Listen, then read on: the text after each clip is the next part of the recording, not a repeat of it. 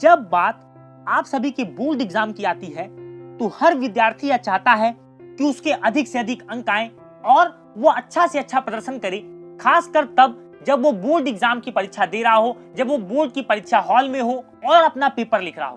तो ऐसी बहुत सारी गलतियां हैं जो हम लोग अपने बोर्ड एग्जाम के दौरान करते हैं और यह गलतियां इस साल और ज्यादा होने की संभावना है। उसका कारण मैं आपको बता देता हूं। उसका कारण यह है कि अभी बहुत सारे बच्चे अपने टीचर्स तक पहुंच नहीं पा रहे हैं, अपने सीनियर से गाइडेंस नहीं ले पा रहे हैं, जो कि आपके पहले वाले बैच के स्टूडेंट्स को मिलता था। वह आपसे कहीं ज्यादा आगे थे इस मामले में, क्योंकि उनको पता था, उनके टीचर्स उनको गाइड करते थे कि आपको पेपर मिलने के बाद क्या करना है, पेपर मिलने से पहले क्या करना है। कहने का मतलब आपके टीचर्स आपको यह गाइड करते थे कि बोर्ड परीक्षा के इन्वायरमेंट में कैसे आप ढल सके और अधिक से अधिक स्कोर कर पाए। तो इस बार आपके लिए बहुत ही बड़ा चैलेंज है। तो मैं आज आपको बताने वाला हूं कि बोर्ड एग्जाम में आपको यह गलतियां नहीं करनी है, आपको इन बातों का ध्यान रखना है, तभी आप अपने सपने को साकार कर पाएंगे, अपने सपने को पूरा कर पाएंगे। तो स्वागत है दोस्तों आपका एपीएन क्लासेस यूट्यूब चैनल पर और मैं आपका मित्र उज्जवल उपाध्याय स्वागत करता हूं आपका बोर्ड परीक्षा से रिलेटेड बहुत ही महत्वपूर्ण वीडियो में। सबसे पहले मैं आपको बता दूं कि देखिए, जब 3 तरह के स्टूडेंट होते हैं, जब हमारे पास क्वेश्चन पेपर आता है तो वहीं से पता लग जाता है कि कौन सा विद्यार्थी कितना अच्छा परफॉर्म कर पाएगा। मैं उसका कारण आपको बता देता हूं। देखिए, सबसे पहले बोर्ड परीक्षा का जब पेपर आए तो आपको ओवर एक्साइटेड नहीं होना है। अब मैं आपको बताता हूं कैसे आपको रणनीति लगानी है, किस तरह से आपको पेपर अटेम्प्ट करना है। सबसे पहले जान लीजिए, हर बोर्ड में आपको 15 मिनट दिया जाता है पेपर को पढ़ने के लिए।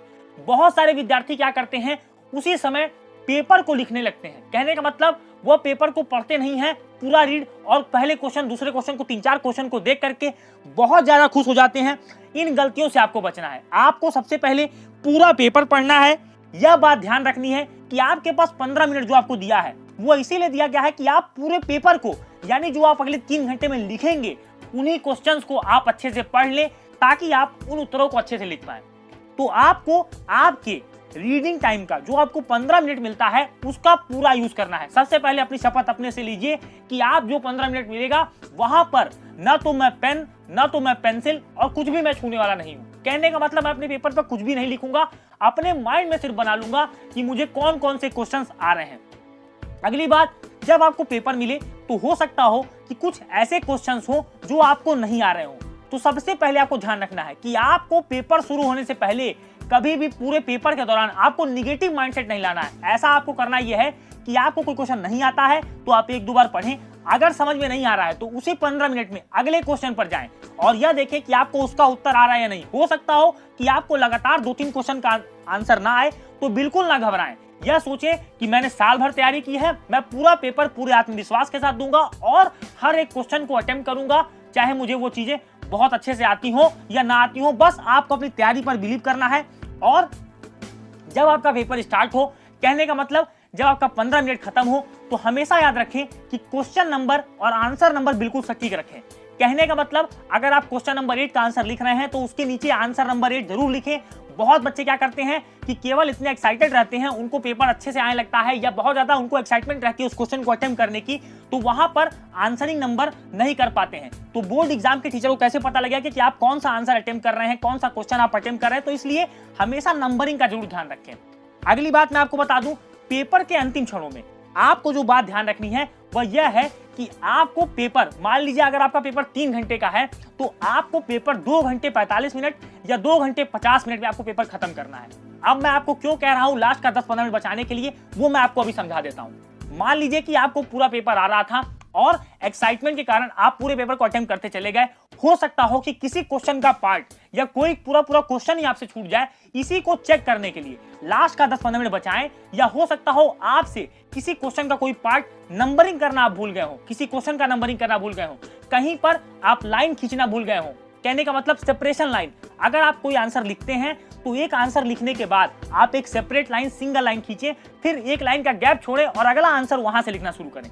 कहने का मतलब आपके 2 आंसरों के बीच में गैप होना चाहिए। इसीलिए मैंने आपको कहा कि आप लास्ट का 10 से 15 मिनट आप अपना रिवीजन के लिए छोड़ दीजिए, इस बात के लिए छोड़ दीजिए कि मैं अपनी जो गलतियां मैंने की हैं मैं उसको एक बार चेक करूंगा, कहीं कोई वर्ड नहीं छूट रहा हो, कहीं कोई क्वेश्चन ना छूट रहा हो। यानी कि जो भी गलतियां मैंने करी हैं इन 3 घंटों में, 2 घंटे 45 मिनट में, उनको मुझे सही करना है। और याद रखें, आंसर का ऑर्डर अपने क्रम अनुसार रखें। कहने का मतलब शुरुआत में ही यह ना करें कि आप क्वेश्चन नंबर 1 पर हैं फिर क्वेश्चन नंबर 11 पर चले जाएं। ऐसा करने से एग्जामिनर के माइंड में आपकी गलत इमेज जाती है। तो सबसे पहले हमेशा याद रखें, कोशिश ये करें कि आप सीरियल वाइज ही चलें, question number 1, question number 2, question number 3, question number 4, क्योंकि ये चीजें पॉजिटिव इंपैक्ट डालती है एग्जामिनर के दिमाग पे। उसको यह लगता है कि आपने अच्छी पढ़ाई की है, आपने अच्छी मेहनत की है, ये बात एग्जामिनर के माइंड में जाती है और इसका बेनिफिट आपको मार्क्स के माध्यम से अपनी कॉपी में देखने को मिलता है। अगर आप स्किप करके आगे बढ़ेंगे तो एग्जामिनर समझ जाएगा कि आपकी तैयारी आधी अधूरी है, फिर आप चाहे जितना एफर्ट लगा लो, आपके मार्क्स गवा करके आपको उसका खामियाजा भुगतना पड़ेगा। अगली बात मैं आपको बता दूं, जो गलतियां मैक्सिमम बच्चे करते हैं वो आपको नहीं करनी है। आपको बार बार आपके टीचर्स कहते हैं कि आपको एग्जाम में हर क्वेश्चन अटेम्प्ट करना है। अगर आपको आंसर नहीं भी आता है तो उससे रिलेटेड, उससे मिला जुला कुछ आप जरूर लिखिए, क्योंकि बोर्ड परीक्षा में यह होता है कि अगर आप क्वेश्चन अटेम्प्ट कर रहे हैं और अगर आपका आंसर थोड़ा भी सही है, आप खुद से भी क्रिएट करके आंसर लिख रहे हैं, तो आपको अंक दिए जाएंगे। कई बार तो बच्चे खुद से आंसर फ्रेम करके बहुत अच्छा आंसर लिखते हैं तो एग्जामिनर पूरे के पूरे अंक दे देते हैं। मैं यह कहता हूं, आप एक उदाहरण समझ लीजिए।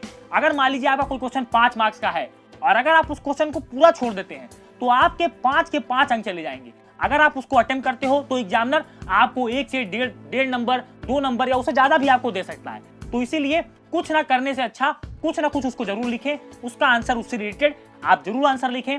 यही कुछ बातें थी जो आपको अपनी बोर्ड परीक्षा के लिए, विशेषकर बोर्ड परीक्षा 2021 के लिए आपको जरूर ध्यान रखनी है, क्योंकि यह समय काफी टफ है। आप सभी अपने टीचरों से दूर हैं, आपको face to face guidance, proper guidance नहीं मिल पाता है।